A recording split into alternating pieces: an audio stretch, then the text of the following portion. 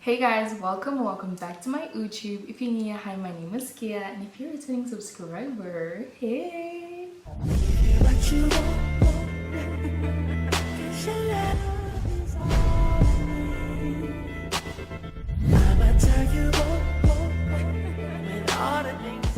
When I posted the video of like fetching my boyfriend from the airport, yada yada yada, someone had commented that they would like a story time on how we met. So this is the story time on how we met. I was initially going to put it in the updated get to know me, but I just thought it was going to be too long. So I'm just going to give it a separate video, even though it's probably going to be really short. Where to start? I think I should start by telling you like who basically got us together. I met Cisco in like 20, I don't know dates. I met him when I was like in grade 9, I think I was in grade 9 or grade 10. Cisco is Claudio is Joss's younger brother. So I met him I think when I was in grade 9, and I had met him at like his soccer game, but I remember we didn't even like talk that day because I think there was just a lot going on that day. Anyway, so since that day, like Cisco and I like spoke after that, and then we just became like really close friends. Fast forward, now I knew of Joss. I knew of him firstly through his brother, and secondly, like I feel like everyone in our area knows of each other. And also at the time I had such a different mindset of Joss. Like at the time I knew him as like this lover boy, cutesy person, and that was about it. Like that is all I had of him in my head. And that's also because that's when I hadn't met him yet. Then like a few years went by, and in those little years he would just like comment on like my posts. Like he would just be a little bit flirty in like my comment section and stuff, but like I never really took him seriously. I obviously think like the first time he did it I was like,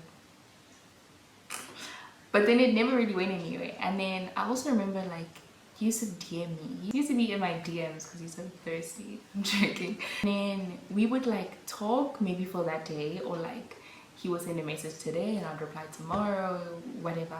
So that also never really worked out or went anywhere. Fast forward to like, I think this was in my first year, and somewhere around there, Cisco was in Angola and so was Joss. So they were together, and Cisco and I used always like video call like quite often. So when he was in Angola, nothing had changed, and like we were still FaceTiming. That's when like sometimes Joss would like be involved in the conversation, or like they'll be sitting together or something like that, and then Joss would like try to talk to me and yada yada yada. I think that's when he like started flirting with me the most.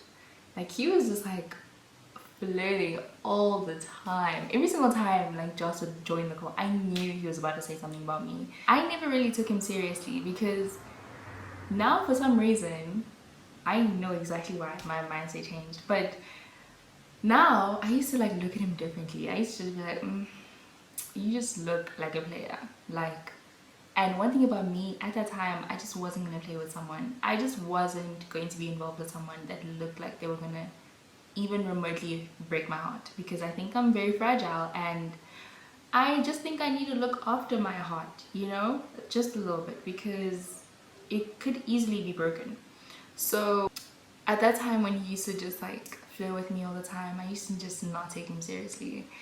And then there was this one time where he had said something specific to me. I don't remember what he said to me, but I remember when he said that thing to me, it was like there was like a switch in my head. It was like a switch went off in my head, and I was like, oh my gosh.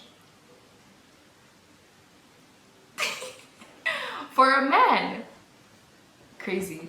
But yeah, like that, I'm so grateful for that day. If that day didn't happen, I'm pretty sure I would have still been scared for my life. But anyway, he had said something to me, and then it kind of like changed how I viewed him in a way, because I think I was like, I think that's something I would want to explore, because he had never acted in that way before, like on the other calls that we've been on, and like there was just like a serious side to him, and I was like, intriguing, I want to know more. And that was when I was kind of hooked. That's when I was kind of like, I want to find out now. Now I want to know. I would like to know every little thing about you.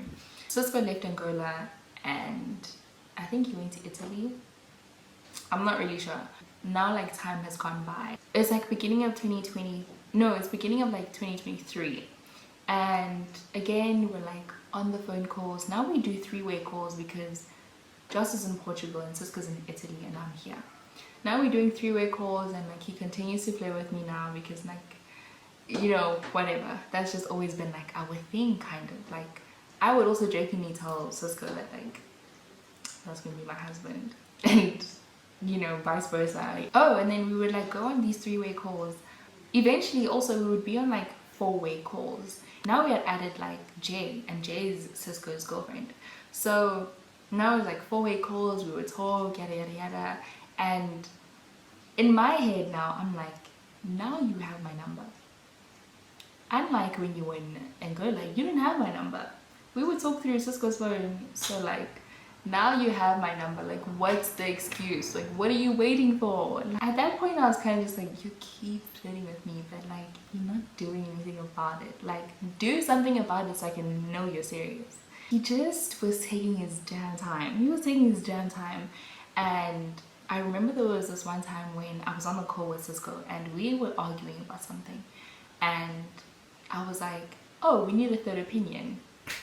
I could have literally asked anyone else. I could have asked any of my other guy friends. I could have asked literally anyone else. But you know who I decided to call? I decided to call Joss. I remember before I made that call, I was just like tee-hee-heeing the whole time because I was like, this is me shooting my shot. Like, this is me calling you first. Like, I'm doing a lot right now. So that's the day I called him. And can you guys like hear the gardener like trimming?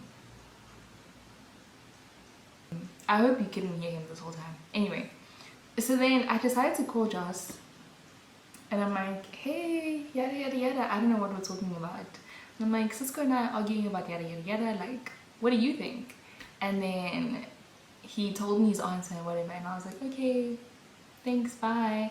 And then I think we didn't talk for like the next few days or 2 days, I'm not sure. And then I was like, I've done my part. Like, I've literally done my part. I did everything I could. At this point, it's not in my hands anymore. Like, it's not up to me anymore. He's gonna argue.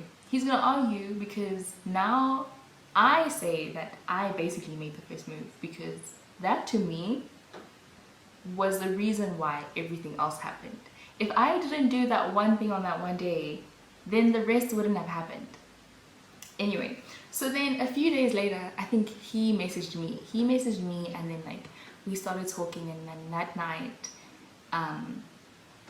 we had like a call, and I think we were on the call for like a few hours. And then ever since that day, like we just spoke every single day since that day. So now the debate is, I tell him that I made the first move because I was the one to call him that day. But he debates because he says that because he spoke to me that day, and then since that day we carried on speaking, then he made the first move. And I fully disagree, because if I hadn't called him a few days earlier, he would have never messaged me like after that. You get what I'm saying? So I'm pretty sure I'm in the right here, right? Anyway, so now we're gonna talk about when I actually met him, because you guys saw when he supposedly met me. I remember meeting him the first time at his house. Cisco was having like his birthday like house party thing that year, and I remember I had gone with like I think 2 of my friends, but I remember specifically walking up the stairs with Aaliyah. So now I'm walking up the stairs with Aaliyah, and as soon as I get to the top of the stairs, I remember he was like, I think going to walk down the stairs, and that's when like he was like, oh my gosh, hi. And I was like, oh hi, because that was like the first time we were meeting, and he had known of me and I had known of him, and I was just like, oh, my worlds are colliding, you know, like I've only ever known you from like Instagram and stuff. But yeah, like we just said hi, and that was basically it. That's how I met him, but he doesn't remember that. so that's great. And honestly, so far long distance has been wild. Well, actually not wild. I feel like long distance kind of suits me, unfortunately, because unlike other people, I feel like I need to be able to know you emotionally before I can know you in any other way. Like, I honestly feel like if Joss and I like had met in person and like we went out on a date, I don't think it would have worked out the way it worked out now, because I'm also just not an affectionate person, and I'm not like, don't touch me on the first date, don't hold my hand on the first date, don't do such things, because then I'm just going to leave. That's probably going to be the last time you talk to me, because I just don't do that. I just need to give you like a mental yes for you to like even be able to like touch my hand or like hug me for more than 2 seconds. All Joss and I could talk for like months and months and months. All we could do was talk. And I think that made me more comfortable when he did come here, because then I wasn't at flight risk. Like, you know, I wasn't going to like run away because everything is too much for me. That's what I have done in the past, where I would literally go on a date with someone, and I think I went on a date once. I think he wanted to hold my hand. And that's like the most innocent thing you could possibly do, and I don't think it's that deep, but like to me personally, you can't do that with me. And ever since that day, I just got the egg. Maybe I just didn't like the person enough, but yeah, I was just like, I can't, like, you try to hold my hand and hug me, I can't. Since that day, like, everything just went downhill, and then things got broken off and we just never spoke again. So that wasn't gonna happen in this case, because I've had too much time to mentally prepare. Also, I think another reason why long distance was like very good for me personally is that I definitely think I have a very unhealthy habit of, if I'm talking to someone or if I'm getting to know someone or I'm in a relationship, I tend to want to make that person my whole life. It's such a bad habit, but like I just tend to want to make you happy all the time, and like want to be available to you all the time, and want to just go above and beyond for you. And that in the past hasn't been great, because obviously then I forget about me, and that's not the vibes.